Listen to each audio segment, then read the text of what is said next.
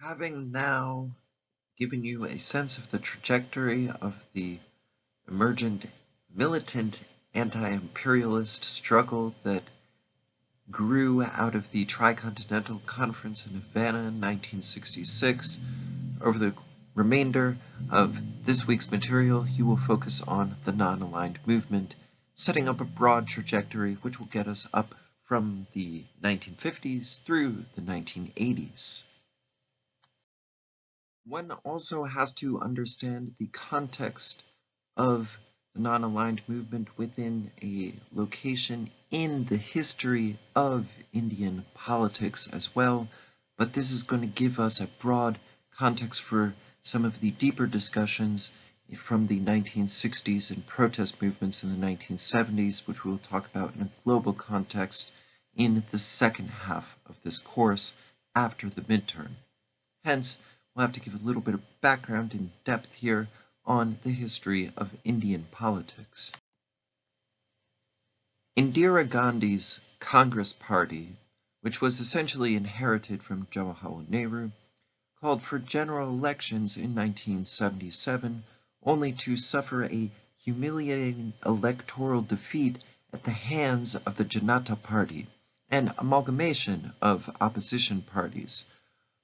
Morarji Desai became the first non-Congress Prime Minister of India as a result.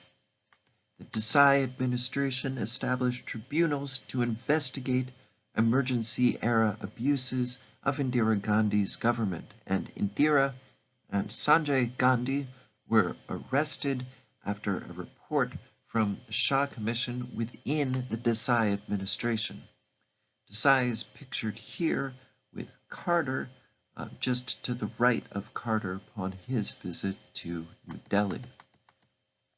The Janata Party, the JP or the JNP, which was essentially a people's party, was not really a formal political administration. It was an amalgam of Indian political parties opposed to the state of emergency that was imposed by Indira's government between 1975 and 1977.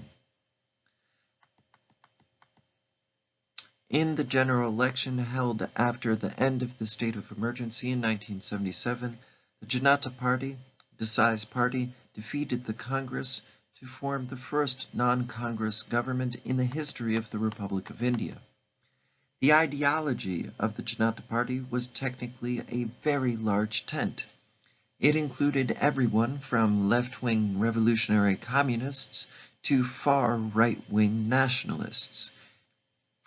And it was the far right-wing nationalists who began to co-opt the Janata Party platform and its motivations. In 1979, the coalition crumbled, and the Charan Singh formed an interim government. The Janata Party had become intensely unpopular due to its inter-scene warfare within its factions and perceived lack of leadership on solving India's serious economic and social problems. Another organization, the Bharatiya Jana Sangh, or the BJS, commonly known as the Jan Sangh, was an Indian far right-wing political party that existed from 1951 to 1977, and also had a far right-wing militant arm known as the RSS, the Rashtriya Swayamsevak Sangh. The RSS was essentially a Hindutva militant nationalist organization, to put it in colloquial terms, pro-fascist. In 1977, the RSS and the BJS merged with several other groups simply to oppose the Congress and then began to co-opt them as part of the Janata Party.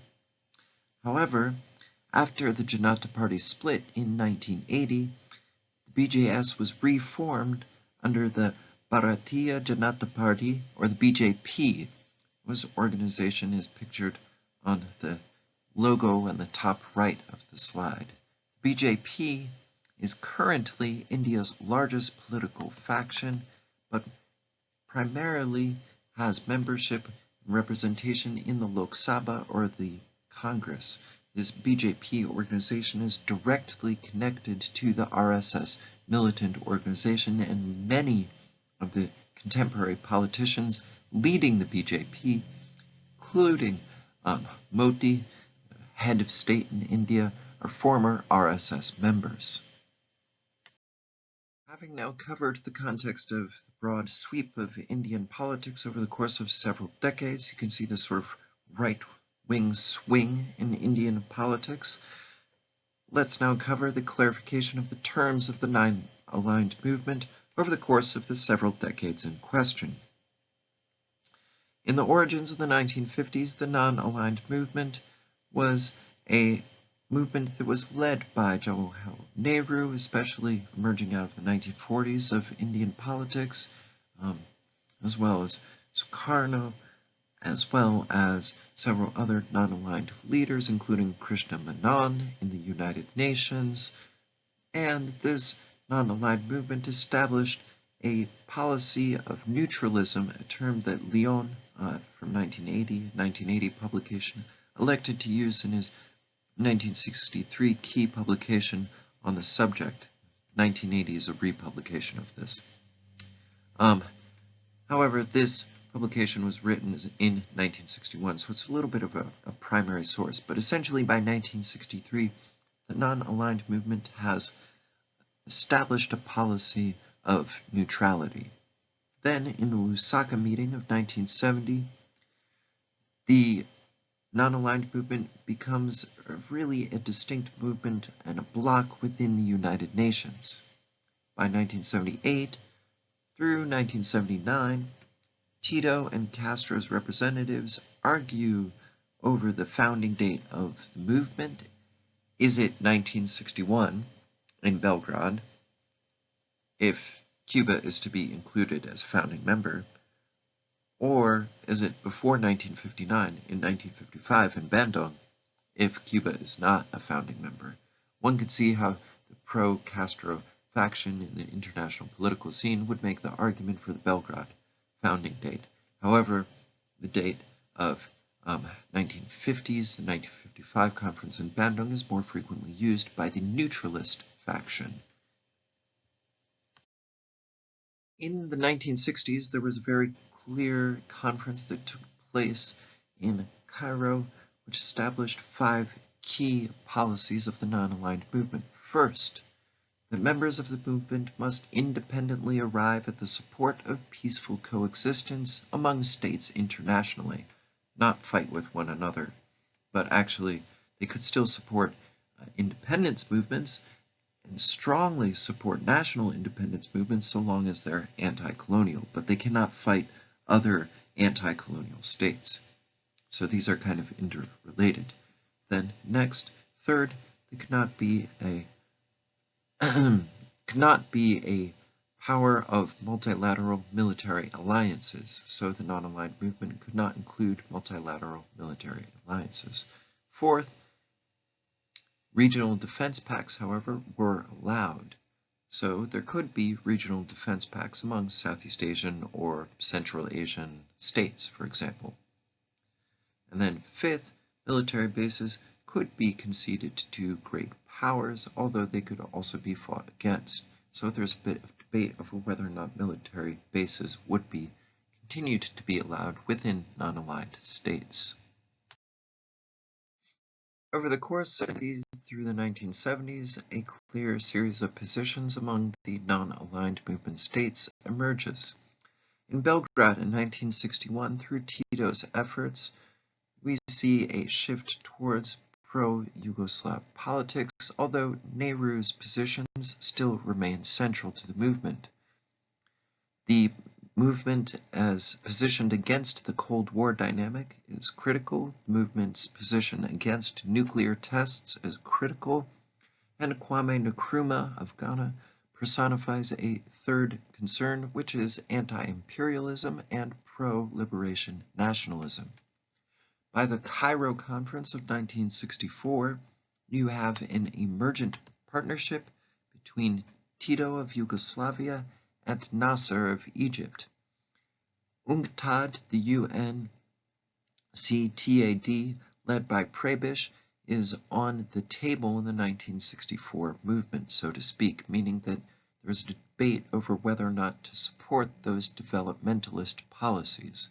Additionally, tensions between China and India frustrated Sukarno's attempts to create a second Bandung out of the 1964 conference. However, Benazir Bhutto's father, Bhutto Sr., supported Sukarno's position, and nonetheless, there was some debate over potentially creating a broader support of an Afro-Asian bloc. However, fractures remained clear. This being said, as a result, the G77, the group of 77 states, and UNCTAD became ways to promote unity during the Cairo Conference. By the 1970s, in the Lusaka Conference in 1970, you have the emergence of new African leadership among the non-aligned movement. Kenneth Kaunda was a successful non-aligned movement chair. He established regular meetings for the movement.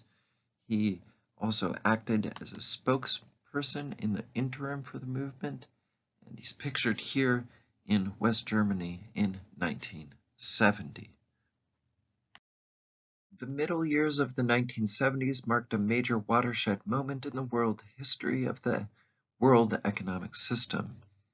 From the American modifications of the Bretton Woods system in 1971 to 1972 to the OPECalypse system of 1973 and 1974, personified by the sort of crash of the oil economies, and the special UN session of 1974 and the relaunching of the campaign for the new international economic order afterwards in the mid-1970s.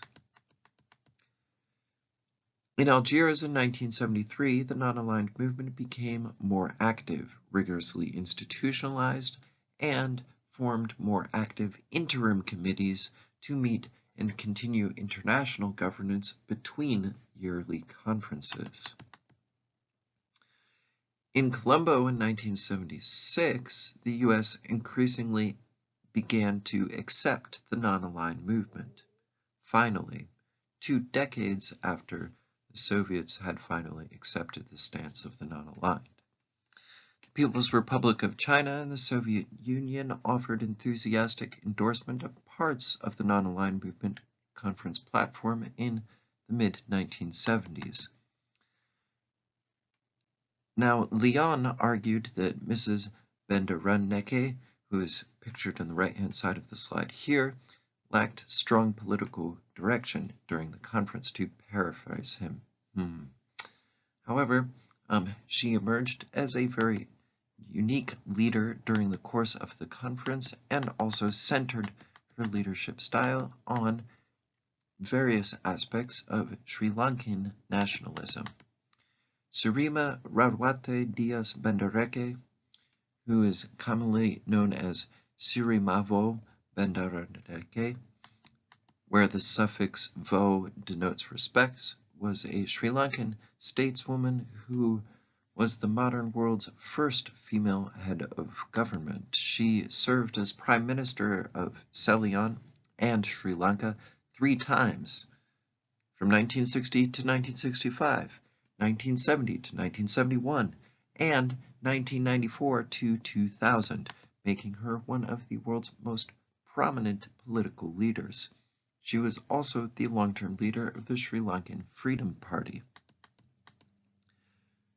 Her leadership in the Colombo Conference of 1976 created the major outcome where the declaration of the Indian Ocean was supposed to be a conflict-free zone. The United States would then later violate this declaration by establishing naval bases across the Indian Ocean sphere. Nonetheless, her leadership in the 1976 conference created this agreement among the non-aligned states, a very important agreement for freedom of movement. In the subsequent Havana Conference of 1979, there was emergence of those tricontinental interests with the non-aligned interests.